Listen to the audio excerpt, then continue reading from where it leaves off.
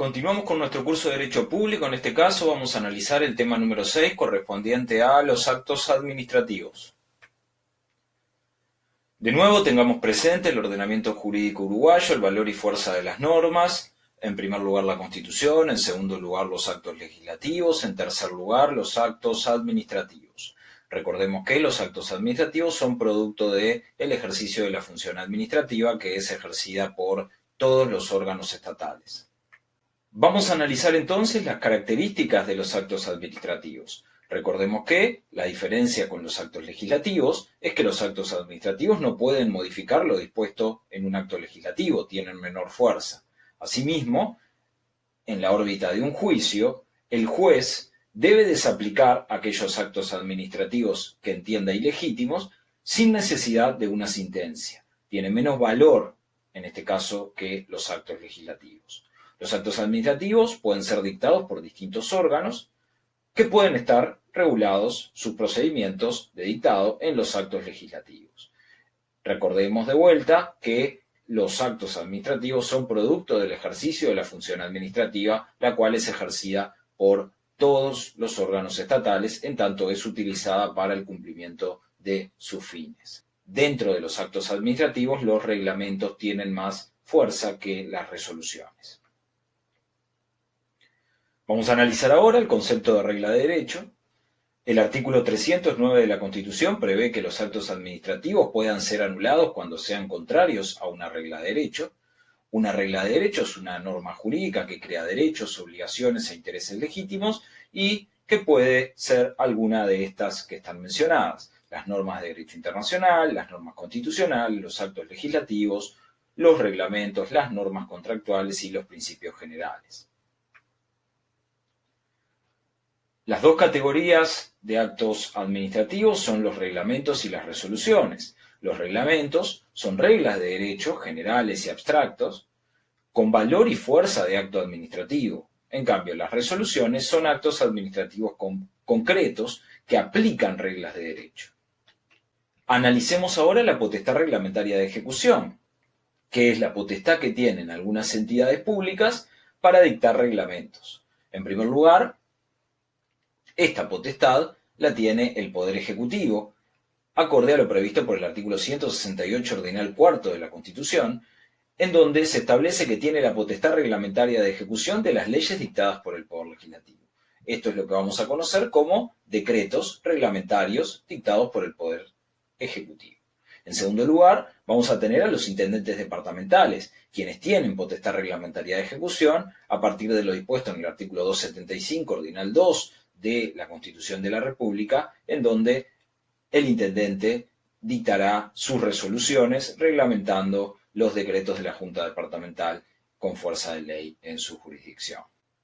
Analicemos ahora los reglamentos autónomos. Los reglamentos autónomos son dictados por órganos que poseen autonomía. Autonomía implica la capacidad que tiene una entidad pública de dictarse su propia normativa, de tener potestad reglamentaria autónoma independiente de otras normas que le atribuyan la potestad de reglamentar o de dictar normas al respecto. Aquí vamos a tener un ejemplo bastante claro, que es el de las ordenanzas de contabilidad, del artículo 211, ordinal F de la Constitución, que son dictadas por el Tribunal de Cuentas a partir de la capacidad que tiene el Tribunal de Cuentas de ordenar o de regular las cuestiones contables a nivel estatal, ¿sí? Estas ordenanzas de contabilidad son reglamentos autónomos. A los reglamentos autónomos también se les llama ordenanzas, en tanto, por ejemplo, en la órbita de la Universidad de la República conocemos a las normas dictadas con carácter general como ordenanzas y no como reglamentos. Ordenanzas o reglamentos autónomos son términos que en estos casos podemos encontrar indistintamente. Implica, por lo tanto, que los entes que poseen autonomía pueden generarse su propio ordenamiento jurídico. La regla general, entonces, en estos casos, con respecto a la autonomía, es la siguiente. A más descentralización, más autonomía. A menos descentralización, menos autonomía. Por lo tanto, los entes autónomos y servicios descentralizados en función del grado de descentralización que tengan, mayor o menor, tendrán mayor o menor autonomía, mayor o menor capacidad para dictarse su propio ordenamiento jurídico.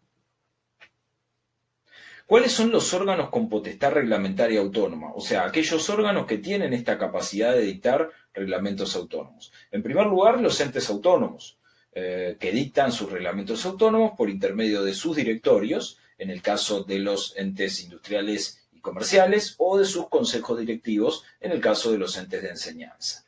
En segundo lugar, tenemos a los servicios descentralizados, quienes dictan sus reglamentos a partir de lo dispuesto en sus directorios, si son pluripersonales, o en su director general si son unipersonales. Seguidamente, el caso del Tribunal de Cuentas, que como mencionábamos tiene la capacidad para el dictado de las ordenanzas de contabilidad, y posteriormente las autoridades locales o municipios, quienes también tienen potestad reglamentaria autónoma, en aplicación de lo dispuesto en la Constitución y en la Ley 19.272. Y finalmente, el Poder Judicial, quien ejercerá la potestad reglamentaria autónoma de parte de su órgano jerarca, que es la Suprema Corte de Justicia, y también tenemos a nivel constitucional prevista la potestad reglamentaria autónoma para la ANEP con sus distintos órganos desconcentrados, primaria, secundaria y UTU. Esta potestad reglamentaria autónoma puede delegarse. ¿Qué implica esto? Bueno, que puede esa tarea desarrollarse por otro órgano, por otra entidad, a nombre del delegante. En este caso, la Constitución admite la delegación de atribuciones en el Poder Ejecutivo, quien puede delegar su potestad reglamentaria autónoma en los ministros, que a su vez pueden subdelegar la potestad reglamentaria autónoma que les delegó el Poder Ejecutivo anteriormente, y en los intendentes, quienes pueden delegar atribuciones en los directores generales o en comisiones especiales.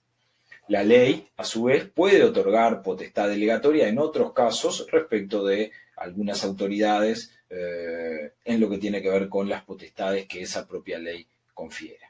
Analizaremos ahora otras fuentes de derecho, como son la costumbre, que no es fuente de derecho interno, sí lo es a nivel del derecho internacional, la doctrina, la cual tampoco es fuente de derecho a nivel interno, pero en algunos casos es utilizada a partir de lo dispuesto en el artículo 332 de la Constitución y a partir de lo dispuesto en el Código Civil, frente a situaciones de ausencia o de vacíos legales en donde se precise regular o resolver una situación puntual. Finalmente, la jurisprudencia, que tampoco es fuente de derecho, sino que son principios que se infieren o se derivan de sentencias que se han dictado para casos análogos a los que se pretende resolver. Solamente se aplican estos criterios en el caso que se pretende resolver y después se dejan de lado.